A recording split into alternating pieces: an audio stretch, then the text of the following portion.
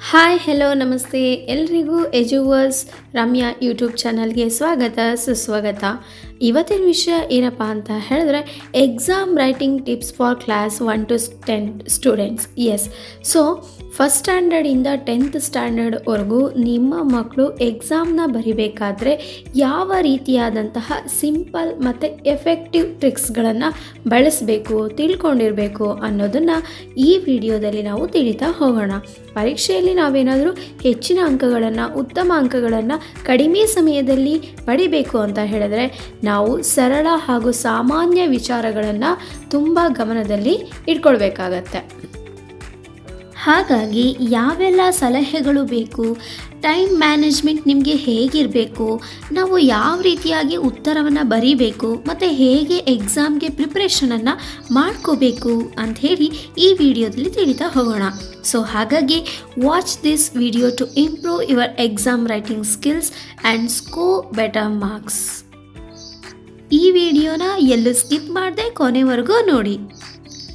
ಎಕ್ಸಾಮನ್ನು ಬರೆಯೋ ಸಂದರ್ಭದಲ್ಲಿ ಬಳಸುವಂಥ ಟ್ರಿಕ್ಸ್ ಬೇರೆ, ಅದೇ ರೀತಿಯಾಗಿ ಬಿಫೋರ್ ಎಕ್ಸಾಮ್ ಡೇ, ಎಕ್ಸಾಮ್ ಇನ್ನು ಸ್ವಲ್ಪ ದಿನ ಇದೆ ಅಂತ ಹೇಳಿದ್ರೆ 1 month 15 days ಅಥವಾ ಡೇ 1 ಈ ರೀತಿಯಾಗಿ ಇದೆ ಅಂತ ಹೇಳಿದರೆ ಆ ಸಂದರ್ಭದಲ್ಲಿ ನೀವು ಏನೆಲ್ಲ ಅಂಶಗಳನ್ನು ಗಮನಿಸಬೇಕು ಅಂತ ಹೇಳಿದರೆ, ಮೊದಲನೇದಾಗಿ ಸಿಲೆಬಸ್ಸನ್ನು ಸಂಪೂರ್ಣ ಓದಿ ಮುಖ್ಯ ಅಂಶಗಳನ್ನ ಪುನರಾವರ್ತನೆ ಮಾಡೋದು.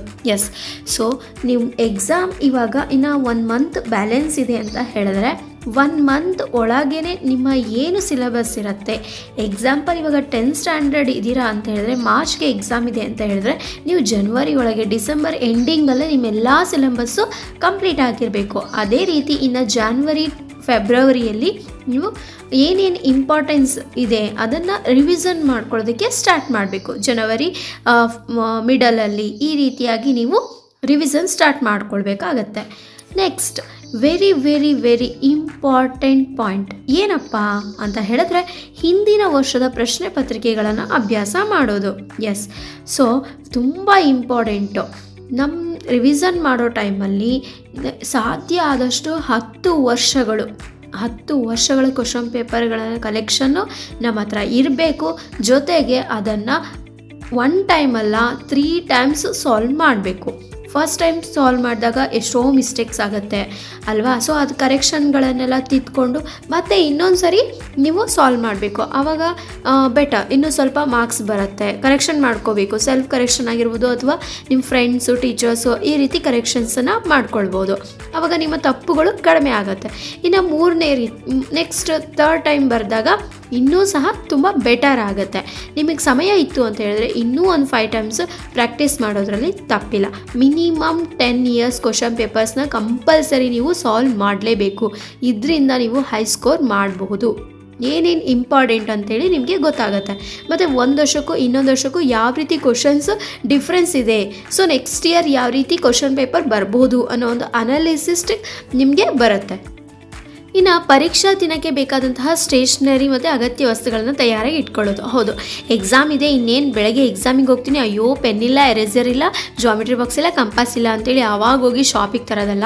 ಆ ಟೈಮ್, ಎಕ್ಸಾಮ್ ಬರೆಯೋ ಒಂದು ಟೈಮ್ ಅನ್ನೋದು ವೆರಿ ಇಂಪಾರ್ಟೆಂಟ್ ಆಗಿರುತ್ತೆ. ಹಾಗಾಗಿ ನಿಮಗೆ ಏನೇನು ಬೇಕೋ ಅಗತ್ಯ ವಸ್ತುಗಳು ಏನೆಲ್ಲ ಇದೆ ನಿಮ್ಮ ಸ್ಟೇಷ್ನರಿ ಐಟಮ್ಸ್ನ 1 ವಾರ ಮುಂಚಿತವಾಗಿ ನೀವು ರೆಡಿ ಮಾಡಿ ಇಟ್ಕೊಂಡಿರಬೇಕು. ಪೆನ್ಸಿಲಿಂದ ಹಿಡಿದು ಪ್ರತಿಯೊಂದು ಐಟಮ್ಸ್ಗಳನ್ನು ರೆಡಿ ಮಾಡಿ ಇಟ್ಕೊಂಡಿರಬೇಕು. ಡ್ಯೂರಿಂಗ್ ಎಕ್ಸಾಮ್, ಇನ್ನು ಎಕ್ಸಾಮ್ ಸಂದರ್ಭದಲ್ಲಿ ನೀವೀಗೆಲ್ಲ ರೆಡಿ ಆಗಿದ್ದೀರಾ, ಸಿಲೆಬಸ್ ಕಂಪ್ಲೀಟ್ ಮಾಡಿದ್ದೀರಾ, ರಿವಿಷನ್ ಮಾಡಿದ್ದೀರಾ, ಕ್ವಶನ್ ಪೇಪರ್ ಸಾಲ್ವ್ ಮಾಡಿದ್ದೀರಾ, ಎಲ್ಲ ಐಟಮ್ಸ್ಗಳನ್ನು ರೆಡಿ ಮಾಡಿ ಇಟ್ಕೊಂಡಿದ್ದೀರಾ, ಸ್ಟೇಷ್ನರಿ ಐಟಮ್ಸ್. ಇನ್ನೇನು ನೀವು ಎಕ್ಸಾಮ್ ಬರೆಯೋಕ್ಕೆ ಹೋಗ್ತಾ ಇದ್ದೀರಾ. ಸೊ ಎಕ್ಸಾಮ್ ಟೈಮಲ್ಲಿ ಏನು ಮಾಡಬೇಕು ಅಂತ ಹೇಳಿದ್ರೆ ಫಸ್ಟು ಕಾಮ್ ಆಗಿರಬೇಕು. ಆತಂಕ ಪಡೋದು ಬೇಡ, ಭಯ ಬೇಡ ಅಲ್ವಾ? ಚೆನ್ನಾಗಿ ಊಟ ಮಾಡಿ, ನಿದ್ದೆಗೆಡಬೇಡಿ. ಓಕೆ, ನಿಮ್ಮ ಹೆಲ್ತ್ ಬಗ್ಗೆ ಕಾನ್ಸಂಟ್ರೇಟ್ ಮಾಡಿ. ಆರೋಗ್ಯವೇ ಭಾಗ್ಯ. ನೀವು ಹೆಲ್ದಿ ಆಗಿದ್ದರೆ ಮಾತ್ರ ನಿಮಗೆ ಎಕ್ಸಾಮಲ್ಲಿ ಏನು ಬರೀಬೇಕು ಅನ್ನೋದು ಚೆನ್ನಾಗೇ ಬರುತ್ತೆ. ಹಾಗಾಗಿ ಚೆನ್ನಾಗಿ ಊಟ ಚೆನ್ನಾಗಿ ಮಾಡ್ಕೋಬೇಕು, ನಿದ್ದೆನ ಚೆನ್ನಾಗಿ ಮಾಡಬೇಕು. ಇವು ತುಂಬ ಇಂಪಾರ್ಟೆಂಟ್. ಊಟ, ನಿದ್ದೆ. ಎಕ್ಸಾಮ್ ಹೇಗೆ ಇಂಪಾರ್ಟೆಂಟೋ ಅದೇ ರೀತಿ ಊಟ, ನಿದ್ದೆನೂ ಸಹ ತುಂಬ ಇಂಪಾರ್ಟೆಂಟ್ ಆಗಿರುತ್ತೆ. ಆ ಸಂದರ್ಭದಲ್ಲಿ ನಿಮಗೆ ಊಟ ಸೇರೋದಿಲ್ಲ, ಹಾಗಂತೇಳಿ ಊಟ ಬಿಡಬಾರ್ದು. ನಿದ್ದೆಗೆಟ್ಟು ಎಕ್ಸಾಮ್ ಹಿಂದಿನ ದಿನ ನಿದ್ದೆಗೆಟ್ಟು ಪೂರ್ತಿ ಓದೋದಲ್ಲ. ಓಕೆ, ಪ್ರಶ್ನೆ ಪತ್ರಿಕೆಯನ್ನು ಪೂರ್ಣವಾಗಿ ಓದಬೇಕು, ಸಮಯ ಹಂಚಿಕೆ ಮಾಡ್ಕೊಳ್ಬೇಕು. ಹೌದು, ಇವಾಗ ಯಾವುದೇ ಒಂದು ಆಗಿರ್ಬೋದು, ಯಾವುದೇ ಲ್ಯಾಂಗ್ವೇಜಸ್ ಆಗಿರ್ಬೋದು ಅಥವಾ ಕೋರ್ ಸಬ್ಜೆಕ್ಟ್ ಆಗಿರ್ಬೋದು, ನೀವು first easy to difficult, first easy ಆಗಿರೋದು ನಿಮ್ಗೇನು ಅನಿಸುತ್ತೆ ಅಥವಾ ಮೇಯ್ನ್ ವೈಸ್ ಆದರೂ ಸ್ಟಾರ್ಟ್ ಮಾಡಿ. ಕೆಲವ್ರಿಗೆ starting fill in the blanks ಇರುತ್ತೆ ಅಂತ ಹೇಳಿದ್ರೆ ಫಿಲ್ ಇನ್ ದ ಬ್ಲ್ಯಾಂಕ್ಸ್ ಬೇಗ ಫಿಲ್ ಮಾಡಿ ನೆಕ್ಸ್ಟ್ ಮೇಯ್ನ್ ವೈಸ್ ಹೋಗ್ತಾರೆ. ಕೆಲವ್ರು ಏನು ಮಾಡ್ತಾರೆ, ಮ್ಯಾಪ್ ಇದೆಯಪ್ಪ, ನಾನು ಮ್ಯಾಪ್ ಫಸ್ಟ್ ಬರೆದ್ಬಿಡ್ತೀನಿ ಅಂಥೇಳಿ ಈ ರೀತಿ ಇದು ಮಾಡ್ತಾರೆ. ನೀವು ಟೈಮ್ ಮ್ಯಾನೇಜ್ಮೆಂಟ್ ಮಾಡ್ಕೋಬೇಕು. ಸೊ ಫಸ್ಟ್ ಮೇನ್ ಸೆಕೆಂಡ್ ಮೇನ್ಗೆ ಅಲ್ಲೇ ಟೈಮ್ ವೇಸ್ಟ್ ಮಾಡೋದಲ್ಲ. ಯಾವುದೋ ಒಂದು fill in the blanks answer ಗೊತ್ತಾಗಲಿಲ್ಲ ಅಂತ ಹೇಳಿದ್ರೆ ಅದು ನೆಕ್ಸ್ಟ್ ನಿಮಗೆ ಆನ್ಸರ್ ನೆನಪಿಗೆ ಬರ್ಬೋದು. ನೆನ್ಪು ಮಾಡ್ಕೊಳ್ಳೋಣ ಅಂತೇಳಿ ಅಲ್ಲೇ ಟೈಮ್ ವೇಸ್ಟ್ ಮಾಡೋದಲ್ಲ. ಸೊ ಗ್ಯಾಪ್ ಬಿಡಿ ಅದನ್ನು. ಈಗ 1 2 3 ಆನ್ಸರ್ ಬರ್ದಿರ್ತೀರ, 4 ನೆನ್ಪು ಬಂದಿರಲ್ಲ, ಹಾಗಂತೇಳಿ ಅಲ್ಲೇ ಟೈಮ್ ವೇಸ್ಟ್ ಮಾಡೋದಲ್ಲ. 4ನ ನಂಬರ್ ಹಾಕಿ ಖಾಲಿ ಬಿಟ್ಟು ನೆಕ್ಸ್ಟ್ 5 ಈ ಥರ ಕಂಟಿನ್ಯೂ ಮಾಡ್ತಾ ಹೋಗಿ. ನೆಕ್ಸ್ಟ್ ನಿಮಗೆ ನಡುವೆ ಬರಿತಾ ಲಾಂಗ್ ಆನ್ಸರ್ಸ್ನ ಬರಿತಾ ಅಲ್ಲೆಲ್ಲೋ ನಿಮಗೆ ಆ ಆನ್ಸರ್ ಪಟ್ ಅಂತ ನೆನಪಾದಾಗ ಮತ್ತೆ ರಿಟರ್ನ್ ಬ್ಯಾಕ್ ಬಂದು ನೀವು ಆ ಆನ್ಸರ್ನ ಫಿಲ್ ಮಾಡಿ. ಸೊ ಹಾಗಾಗಿ ಯಾವ ಮೇನ್ಗೆ ಎಷ್ಟು ಸಮಯವನ್ನು ನೀವು ಕೊಡ್ತೀರಾ ಅನ್ನೋದನ್ನು ಮುಂಚಿತವಾಗಿ ನೀವು ಏನು ಎಕ್ಸಾಮ್ಸ್ ಕ್ವಶನ್ ಪೇಪರ್ಸ್ನ ಸಾಲ್ವ್ ಮಾಡ್ತೀರಲ್ವ ಆ ಟೈಮ್ನಲ್ಲಿನೇ ಟೈಮ್ ಮ್ಯಾನೇಜ್ಮೆಂಟ್ ಇರಬೇಕು. ಸೊ ಫಿಲ್ ಇನ್ ದ ಬ್ಲ್ಯಾಂಕ್ಸಿಗೆ ಒಂದೊಂದಕ್ಕೆ 2 ಕ್ವಶನ್ಗೆ 1 ಮಿನಿಟ್ ಅಂತ ಹೇಳಿದ್ರೆ 5 ಕ್ವಶನ್ಸ್ ಮಲ್ಟಿಪಲ್ ಚಾಯ್ಸ್ ಇರುತ್ತೆ ಅಂತ ಹೇಳಿದ್ರೆ ನೀವಿನಲ್ಲಿ 5ಗೂ 1 ಮಿನಿಟ್ ಸಾಕು ಅನಿಸುತ್ತೆ. ಓಕೆ, ಅಂದರೆ ಅಷ್ಟು ಚೆನ್ನಾಗಿ ಓದಿರ್ತೀರ ಅಂತ ಹೇಳಿದ್ರೆ ನಿಮಗೆ ಮಲ್ಟಿಪಲ್ ಚಾಯ್ಸಲ್ಲಿ ಅಲ್ಲೇ ಆನ್ಸರ್ ಬಂದಿರುತ್ತೆ. ಅಂದರೆ ಡಿಪೆಂಡ್ ಅಪಾನ್ ಸಬ್ಜೆಕ್ಟು. ಮ್ಯಾಥ್ಸಲ್ಲಾದರೆ ನೀವು ಕ್ವಶನ್ ಪೇಪರ್ನ ಸಾಲ್ವ್ ಮಾಡ್ಕೋಬೇಕು, ಆಮೇಲೆ ನಿಮ್ಗೆ ಆನ್ಸರ್ ಸಿಗುತ್ತೆ. ಬಟ್ ಕನ್ನಡ ಇವೆಲ್ಲ ಆದರೆ ಪಟ್ಟನಾಗ ಆನ್ಸರ್ಸು ನೆನಪಿಗೆ ಬರುತ್ತೆ. ಹಾಗಾಗಿ language wise, core subject wise, main wise ನೀವು ಟೈಮ್ನ ಸೆಟ್ ಮಾಡ್ಕೋಬೇಕಾಗತ್ತೆ. ಸುಲಭವಾದ ಪ್ರಶ್ನೆಗಳಿಂದ ಪ್ರಾರಂಭಿಸಿ ನಂತರ ಕಷ್ಟವಾದ ಪ್ರಶ್ನೆಗಳನ್ನು ಬರೆಯೋದು. ಹೌದು, easy to difficult. First easy questions ಏನೇನಿರುತ್ತೆ ಅದನ್ನೆಲ್ಲ ಅಟೆಂಡ್ ಮಾಡಿ. ಯಾಕಂತ ಹೇಳಿದ್ರೆ ಕಷ್ಟ ಇರೋದನ್ನು ಯೋಚನೆ ಮ್ಯಾಥ್ಸಲ್ಲಿ ಯಾವುದೋ ನಿಮಗೆ ಗೊತ್ತಾಗಲಿಲ್ಲ ಅಂಥೇಳಿ ಅದನ್ನೇ ರಿಪೀಟ್ ಆನ್ಸರ್ ತಪ್ಪಾಯಿತು, ಕರೆಕ್ಟ್ ಆನ್ಸರ್ ಸೊಲ್ಯೂಷನ್ ಬರಲಿಲ್ಲಪ್ಪ ಅಂತೇಳಿ ಮತ್ತೆ ಕಾಟ್ ಮಾಡಿ ಮತ್ತೆ ಆನ್ಸರ್ ಬರೀತಾ ಕೂತ್ಕೊಂಡ್ರೆ ಅಲ್ಲಿ ಟೈಮ್ ವೇಸ್ಟ್ ಆಗುತ್ತೆ. ಸೊ ನಿಮಗೆ ಅದು ಗೊತ್ತಾಗಲಿಲ್ಲ, ಗ್ಯಾಪ್ ಬಿಡಿ. ನಿಮಗೆ ಯಾವುದು ಫಸ್ಟ್ ಗೊತ್ತು ಆ ಕ್ವಶನ್ ನಂಬರ್ನ ಫಸ್ಟ್ ಹಾಕಿ ಬರೆದ್ಬಿಡಿ. ಆಮೇಲೆ ಗೊತ್ತಿಲ್ಲದಲ್ಲೇ ಇರೋದನ್ನು ನೀವು ಲಾಸ್ಟಿಗೆ ಕ್ವಶನ್ ನಂಬರ್ನ ಹಾಕಿ ಬರಿಬೋದು. ಉತ್ತರಗಳನ್ನು ಸರಿಯಾದ ಕ್ರಮದಲ್ಲಿ ಮತ್ತು ಸ್ಪಷ್ಟವಾದ ಹಸ್ತಾಕ್ಷರದಲ್ಲಿ ಬರೆಯೋದು. ಹೌದು, ಯಾಕಂದರೆ ನೀವು ತುಂಬ ಚೆನ್ನಾಗಿ ಆನ್ಸರ್ಸ್ ಎಲ್ಲ ಕರೆಕ್ಟಾಗಿ ಬರೆದಿರ್ತೀರ, ಒಂದೂ ಸ್ಪೆಲ್ಲಿಂಗ್ ಮಿಸ್ಟೇಕ್ ಇರೋಲ್ಲ.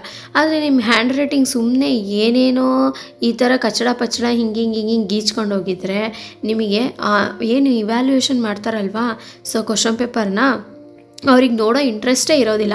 ನೀವು ಸ್ಟಾರ್ಟಿಂಗ್ 1 ಅಕ್ಷರ ಬರೆದಿರ್ತೀರ, ಈ ಮುಂದಿಂದೆಲ್ಲ ಏನು ಅವರೇ ಅರ್ಥ ಮಾಡ್ಕೊಳಕ್ಕಾಗತ್ತಾ? ಇಲ್ಲ. ಅವ್ರೇನು ಮಾಡ್ತಾರೆ, ಓದೋ ಒಂದು ಇದೇ ಇರಲ್ಲ ಅವ್ರಿಗೆ, ಓದೋ ಆಸಕ್ತಿನೇ ಬರೋದಿಲ್ಲ. ನೀವೇನು ಬರೆದಿರ್ತೀರ ಆನ್ಸರ್ಸನ್ನು ಆಸಕ್ತಿನೇ ಬರೋದಿಲ್ಲ. ಅವ್ರೇನು ಮಾಡ್ತಾರೆ, ಔಟ್ ಆಫ್ 3 ಇತ್ತು ಅಂತ ಹೇಳಿದ್ರೆ 2 ಮಾರ್ಕ್ಸ್ ಕೊಡ್ತಾರೆ, ಇಲ್ಲ 2.5 ಮಾರ್ಕ್ಸ್ ಕೊಟ್ಬಿಡ್ತಾರೆ 3ಗೆ.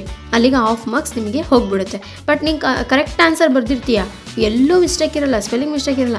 ಈ ಥರ ಹ್ಯಾಂಡ್ ರೈಟಿಂಗಿಂದ ನಿನ್ನ ಮಾರ್ಕ್ಸ್ ಕಳ್ಕೊಳ್ಳೋ ಅಂಥ ಸಾಧ್ಯತೆ ಇರುತ್ತೆ. ಸೊ ಹಾಗಾಗಿ ಏನು ಮಾಡಬೇಕು, ನಿಮ್ಮ ಹ್ಯಾಂಡ್ ರೈಟಿಂಗ್ ಬಗ್ಗೆನೂ ಸ್ವಲ್ಪ ಕಾನ್ಸಂಟ್ರೇಷನ್ನ ಮಾಡಬೇಕು. ಮತ್ತು ಹ್ಯಾಂಡ್ ರೈಟಿಂಗ್ ನೀಟಾಗಿ ಈ ಥರ ಹಿಂಗೆ ಬರ್ಕೋಂತ ಕುತ್ಕೊಳ್ತಾ ಹ್ಯಾಂಡ್ ರೈಟಿಂಗ್ ಬಗ್ಗೆ ಕಾನ್ಸಂಟ್ರೇಟ್ ಮಾಡ್ತಾ ಇದ್ರಿ ಅಂತ ಹೇಳಿದ್ರೆ ಟೈಮ್ ಕೂಡ ವೇಸ್ಟ್ ಆಗುತ್ತೆ. ಸೊ ಹ್ಯಾಂಡ್ ರೈಟಿಂಗು ಚೆನ್ನಾಗಾಗಬೇಕು, ಟೈಮ್ ಮ್ಯಾನೇಜ್ಮೆಂಟು ಕರೆಕ್ಟ್ ಆಗಬೇಕು ಅನ್ನೋದನ್ನು ನೀವು ಕ್ವಶನ್ ಪೇಪರ್ ಸಾಲ್ವ್ ಮಾಡೋ ಟೈಮಲ್ಲೇ ರೆಡಿ ಮಾಡ್ಕೊಳ್ಬೇಕು.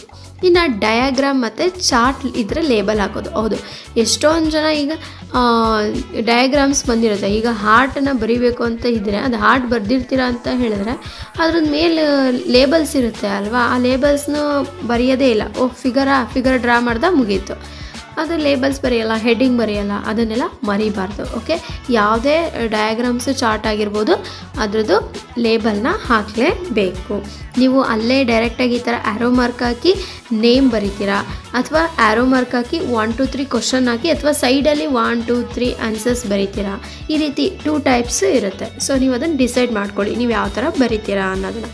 ಮ್ಯಾಪಲ್ಲೂ ಆಗಿರ್ಬೋದು. ಸೊ ಮ್ಯಾಪಲ್ಲಿ ನಿಮಗೆ ಇಂಡಿಯಾ ಮ್ಯಾಪಲ್ಲಿ ಈ ಥರ ಪ್ಲೇಸ್, ಇಂಡಿಯಾ ಮ್ಯಾಪಲ್ಲಿ ಇದಿರುತ್ತೆ ಅಂತ ಹೇಳಿದ್ರೆ ಅಲ್ಲಿ 1 2 3 ಟೈಪ್ ಮಾಡಿ ಈ ಕಡೆ ಬರೆಯೋದಾಗಿರ್ಬೋದು ಆ ಥರ. ಇನ್ನು ಟೈಮ್ ಮ್ಯಾನೇಜ್ಮೆಂಟ್, ಸೊ SLC ಅಂತ ಆಗಿದ್ರೆ 3 ಗಂಟೆಗಳ ಪರೀಕ್ಷೆಯಲ್ಲಿ ಪ್ರತಿ ಪ್ರಶ್ನೆಗೆ ಹೇಳಿದ್ನಲ್ವ, ಆ ರೀತಿ ಟೈಮ್ ಮ್ಯಾನೇಜ್ಮೆಂಟು ಇರಬೇಕು. ಇನ್ನು ಕೊನೆಯ 10-15 ನಿಮಿಷಗಳು ಉತ್ತರ ಪರಿಶೀಲನೆಗೆ ಬಿಡಿ. ಹೌದು, ಈಗ ಲಾಸ್ಟ್ ಇನ್ನೇನು ನಾವು ಆನ್ಸರ್ ಶೀಟ್ ಕೊಡ್ತಾ ಇದ್ದೀವಿ, ಅದಕ್ಕೆ 10 ಮಿನಿಟ್ಸ್ ಇದೆ ಅಂತ ಹೇಳಿದ್ರೆ ನಾವು ಆವಾಗ್ಲೂ ಆನ್ಸರ್ಸ್ನ ಬರಿತಾ ಕೂರೋದಲ್ಲ. ಓಕೆ, ಇನ್ನು 10 ಮಿನಿಟ್ಸ್ 15 ಮಿನಿಟ್ಸ್ ಇದೆ ಅಂತ ಹೇಳಿದ್ರೆ ನಮ್ಮದು ಓವರಾಲ್ ಏನಿರುತ್ತೆ ಎಲ್ಲ ಮೇನ್ಸನ್ನು ಕಂಪ್ಲೀಟ್ ಮಾಡಿ, ಇನ್ನೇನಾದರೂ ನಾನು ಬಿಟ್ಟಿದ್ದೀನಾ, ಎಲ್ಲಾದರೂ ಮಿಸ್ಟೇಕ್ ಮಾಡಿದ್ದೀನಾ, ಸೊ ಆಮೇಲೆ ಬರಿತೀನಿ ಅಂತ ಯಾವುದಾದ್ರೂ ಒಂದು ಕ್ವಶನ್ ಬಿಟ್ಟಿದ್ದೀನಾ ಅಂಥೇಳಿ ನೀವು ಮತ್ತೆ ಫಸ್ಟಿಂದ ಚೆಕ್ ಮಾಡ್ಕೊಂಬರ್ಬೇಕು. ಯಾವಾಗಲೂ ಇದು ತುಂಬ ಇಂಪಾರ್ಟೆಂಟು. ನೀವು ಕ್ವಶನ್ ಬರೆದಾದ್ಮೇಲೆ ಚೆಕ್ ಮಾಡ್ಕೊಳ್ಬೇಕು. ಓಕೆ, ನಿಮ್ಮ ಆನ್ಸರ್ ಶೀಟ್ನ ನೀವೇ ಎಕ್ಸಾಮ್ ಹಾಲಲ್ಲೇ ಸೆಲ್ಫ್ ಕರೆಕ್ಷನ್ ಮಾಡ್ಕೊಳ್ಬೇಕು. ನೀವು ಅಲ್ಲಿ ಕರೆಕ್ಷನ್ ಮಾಡಿಕೊಂಡಾಗ ಸೆಲ್ಫ್ ಕರೆಕ್ಷನನ್ನು ಮಾಡ್ಕೊಳ್ಬೇಕು. ಆವಾಗ ನಿಮ್ಮ ಏನಾದರೂ ತಪ್ಪಾಗಿದ್ದರೆ ಅದನ್ನಲ್ಲೇ ಸರಿ ಮಾಡ್ಕೊಳ್ಬೋದಾಗಿರುತ್ತೆ.